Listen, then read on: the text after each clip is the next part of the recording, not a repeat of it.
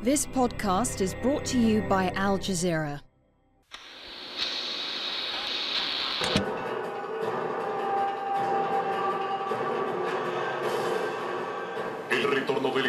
The return of former President Zelaya to Honduras has provoked disorder and fear among the people. His followers loot houses and businesses and destroy the property of citizens. In response, the government has taken all necessary measures to avoid a descent into anarchy. The government of President Micheletti has provided security. Today, the public can be safe and calm. The National Police and the Army are here to protect us. This is propaganda, Honduras style, running day and night on state television since President Manuel Zelaya was deposed on June 28, 2009. Zelaya was a cattle rancher, born into wealth and power. But during his term as president, he took a left turn, raising the minimum wage and embracing other left-leaning governments in Latin America. He was on a collision course with the powerful in his own country. And when he called for a vote on rewriting the Constitution, the military put him on a plane and flew him out of the country. Only the second military coup in the region since the end of the Cold War. Almost 3 months later, he reappeared in Honduras, taking refuge in the Brazilian embassy while publicly challenging the de facto government of Roberto Micheletti.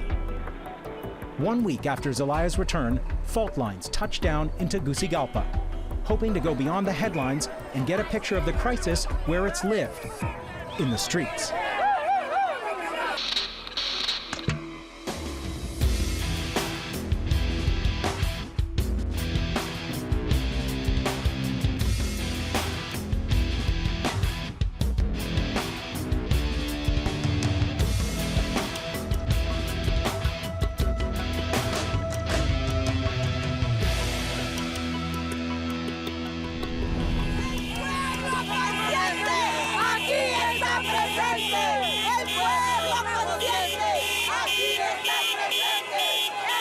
Every morning since the coup more than 3 months ago, people gather in the streets to protest.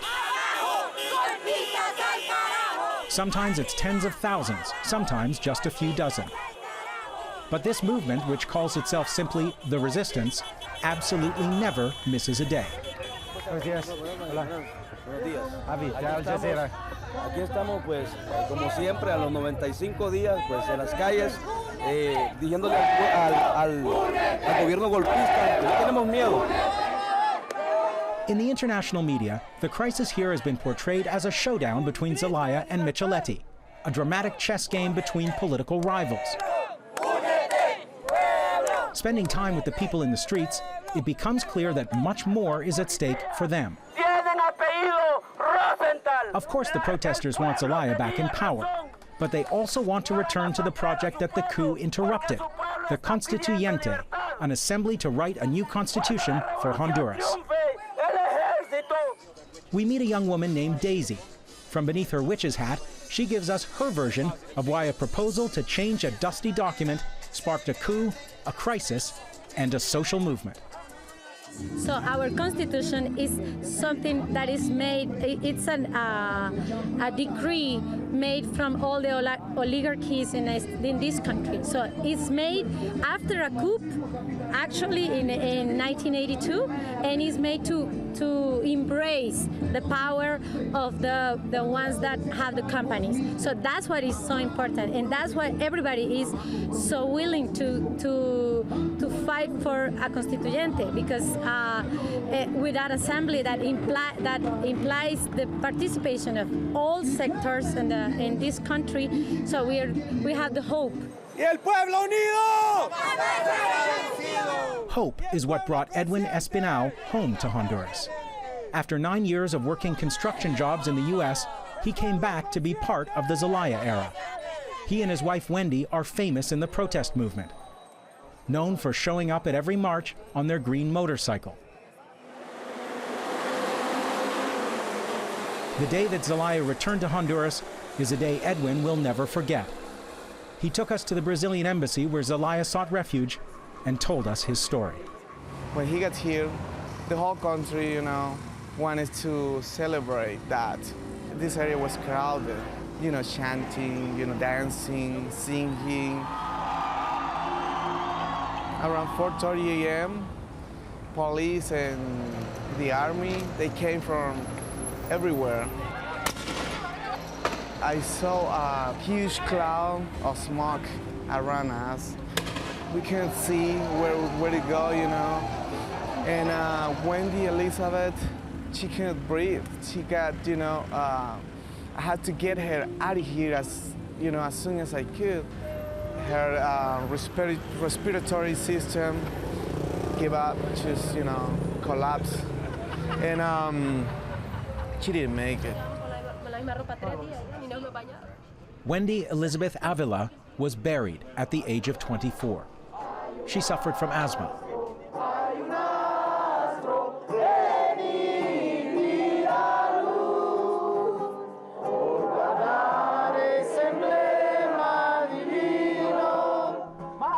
The hospital told Edwin that she died of swine flu, and no autopsy was performed. While the cause of her death is disputed, Edwin has no doubt about who was to blame. This guy here behind me, they killed her. They killed her. And she was always, you know, trying to cheer the rest of the people, you know, with her smile. Come on, we gotta keep going. Let's go, you know.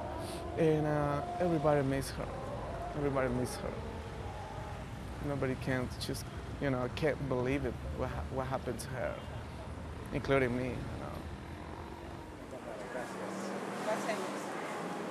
COFADE, the Committee of Families of the Detained and Disappeared in Honduras, is one of the country's foremost human rights groups. La hemos catalogado como emergencia nacional en materia de derechos humanos. Que hay una guerra de uniformados armados contra civiles que han decidido denunciar, demandar y exigir sin violencia el retorno del orden constitucional y el retorno del presidente Manuel Zelaya. Since the coup, COFADE has documented thousands of alleged human rights violations, from beatings and arbitrary detentions to kidnappings and torture. Luego me tiraron al suelo, pusieron un pie sobre mi cabeza, prendieron un cigarro y comenzaron a quemarme la cara, los brazos y el pecho. ¿Esto de qué? Delmer Membreño is one of those cases. He's a young photographer with El Libertador, a monthly newspaper fiercely critical of the coup.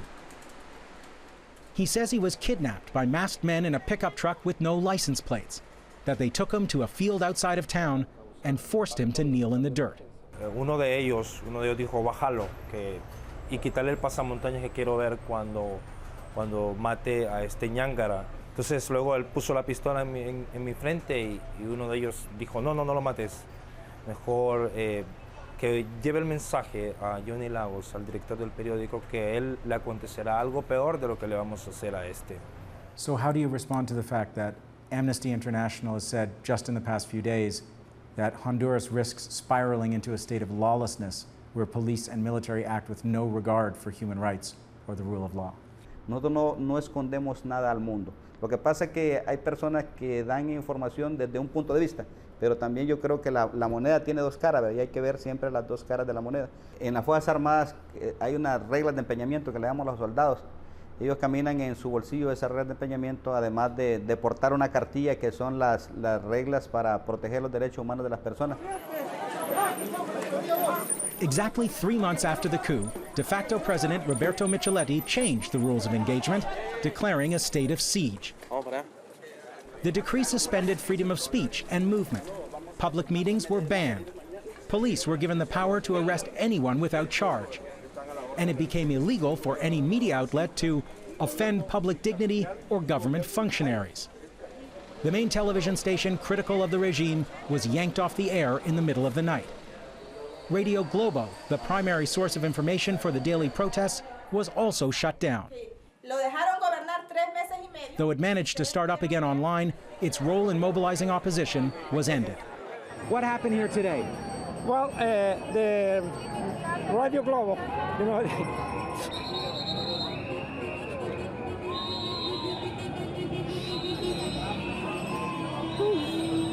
They took away Radio Globo.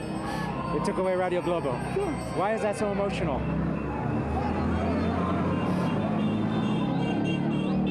is the only voice we have here in Honduras. In defiance of the decrees, people once again take to the streets. Police and soldiers arrive in huge numbers. A hasty negotiation buys the demonstrators a few more minutes, but that's all. Well, it's clear they're determined to disperse the crowd now.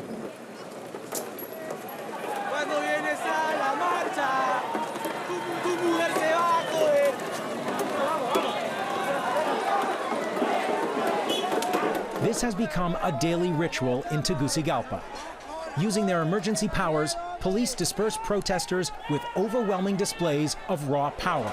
El pueblo unido! We're right in between the cops now in the protest. People have been fleeing for many blocks, but we've already seen tear gas fired repeatedly.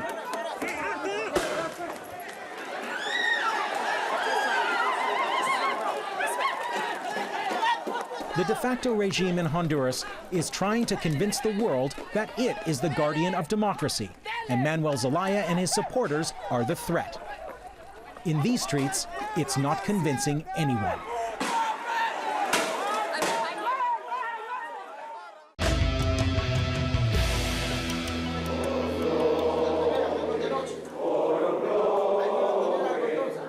Honduras, 100 days after only the second military coup in the Americas since the end of the Cold War. We're at a meeting of 68 candidates from the party of deposed President Manuel Zelaya. The proposal on the floor is to boycott the election unless he's returned to power. The vote is unanimous.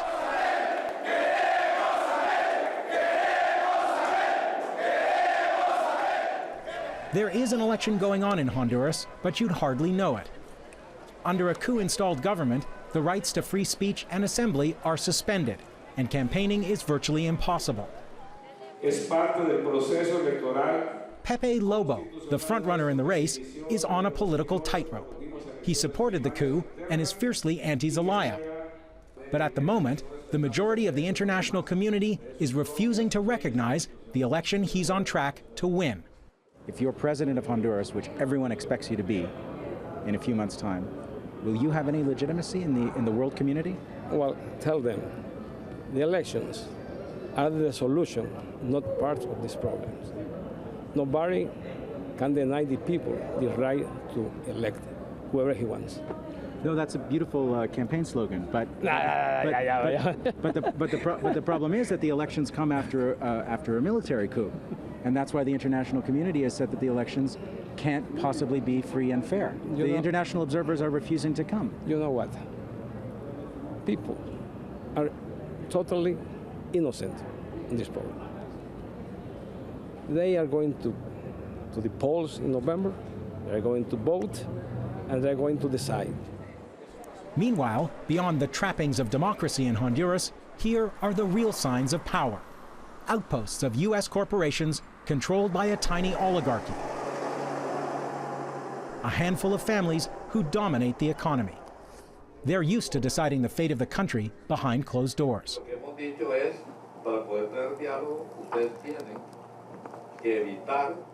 Adolfo Facusé, a leading member of one of those families, is holding court in an emergency meeting of the country's private sector roundtable. He's presenting his plan to break the impasse. Like most other proposals, it has Manuel Zelaya returning to the presidency for the final weeks of his term, but stripped of most of his power. With the international community back on board, November's elections would remove the stain of the coup and business as usual would resume. Visiting Facusé at his home, it's clear that the country's most powerful have little interest in changing the status quo. We don't have a dictatorship. We don't have a military coup d'etat. There is no military running the show. There was a process under Mel Zelaya where poor people were getting some small reforms and some voice in the political process, arguably for the first time ever. What is wrong with allowing those people to have a little bit more power in a desperately unequal society? Well, I think that it's a good question. Zelaya wanted to do some changes. And to do that, instead of convincing us that what he was trying to do was good, he's tried to force us to accept exchanges with the support of President Chavez of Venezuela. The Micheletti government justified its takeover by claiming that Zelaya, coached by Chavez, was trying to change the constitution to stay in power. In fact, evidence for this theory is hard to find. The day Zelaya was removed, he was going to hold a non-binding public consultation on whether to have a vote on electing an assembly that would rewrite the constitution, which would then be subject to another vote by the whole electorate. A debate about presidential term limits was many steps and months, if not years, away. So how did the power grab story become so widely accepted, even in the international media? Because this guy was trying to pull a fast one. I mean, he was trying to stay in office a la Chavez, wasn't he? Zelaya's term is coming to an end next year. Chavez convinced him to do as he himself had done in Venezuela. This guy is acting extra-constitutionally. Yes, he was elected, but Hitler was as well, and Chavez also was. The Micheletti regime and its backers have spent at least $400,000 US on PR and lobbying in the United States. Their allies are both Democrats and Republicans, some with a controversial history in the region. Roger Noriega, former Bush administration official, hardline anti-Castro voice. Lanny Davis, friend and one-time advisor to both Bill and Hillary Clinton, lobbying for the de facto government. Otto Reich, a key figure from the Iran-Contra scandal of the 1980s. And Jose Cardenas, former head of the largest Cuban-American lobby group in Washington. I think Hugo Chavez understands if he fails in Honduras, that is going to be a mortal blow to his regional leadership aspirations. If it can happen in Honduras, then it can happen in El Salvador, it can happen in Nicaragua, and then it can happen in South America. The Obama administration, for its part, has laid off the Cold War rhetoric and called for Zelaya's return, though its diplomatic measures against the coup government have been largely symbolic. More importantly, the endgame the White House has endorsed is much the same as the one backed by both lobbyists in Washington and the business elite in Honduras. We're not taking sides against the de facto regime per se versus Zelaya. On the other hand, we want to get Honduras to a free and fair election so that you can get past this crisis and back to solving the problems of Honduras. That is the focus that we have.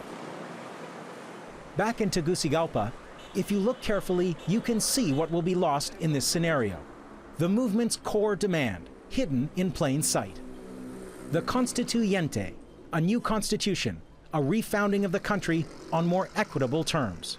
With the president and the presidency, or without him, no matter what. We need a new constitution. That's the fight. That's the main key.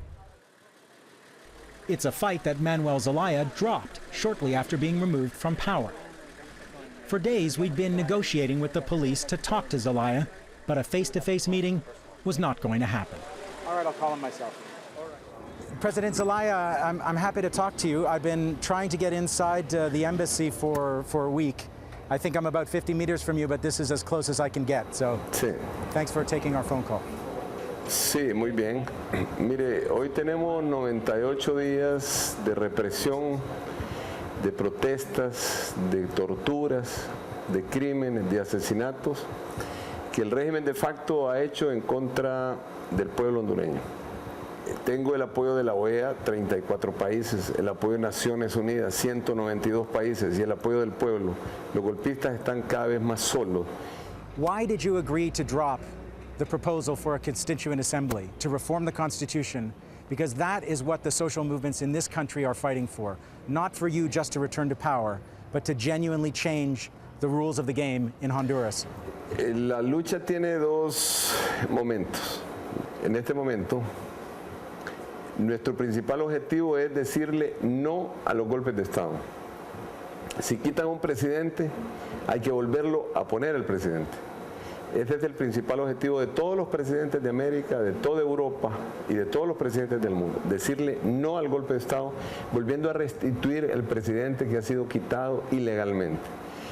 Lo segundo que usted me dice, los procesos de transformación, esos son eternos, esos no se paran, esos son permanentes.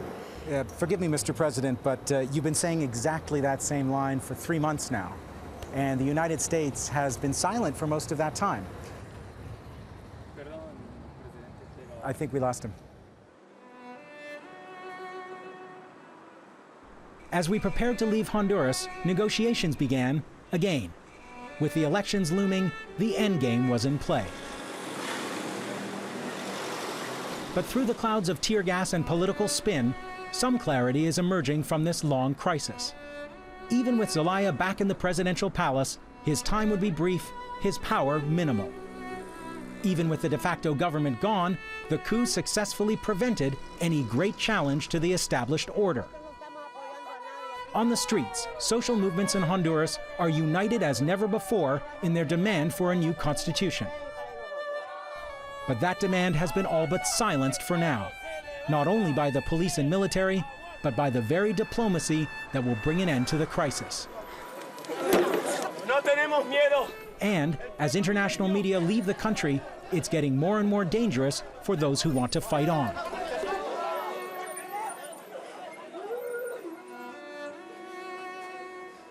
Our time in Honduras ended in the same way it started, another funeral. Mario Contreras, a teacher active in the resistance, was gunned down in front of his house. Witnesses described men on motorcycles with masks. Local media say it was a common robbery, but his brothers were not buying it. They say they were also sent a message within hours of Mario's murder. En mi casa, una disparación a las 11 después del hecho de él, ¿verdad? Mira, está ese hombre muerto. ¿Por qué?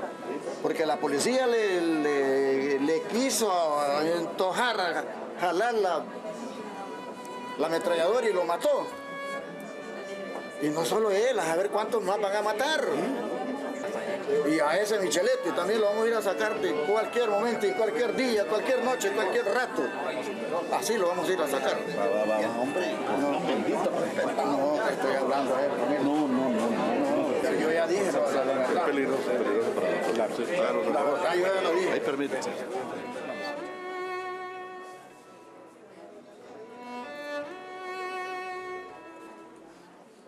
Whatever story the world hears about elections and the transition back to democracy in Honduras, there will continue to be struggle, resistance, and loss.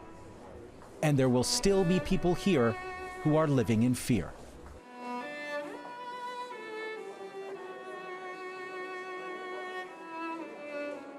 Please tell all the world that is happening here, because we need somebody tells the truth. Because the other side say everything is okay here. That is not true. You know that is not true.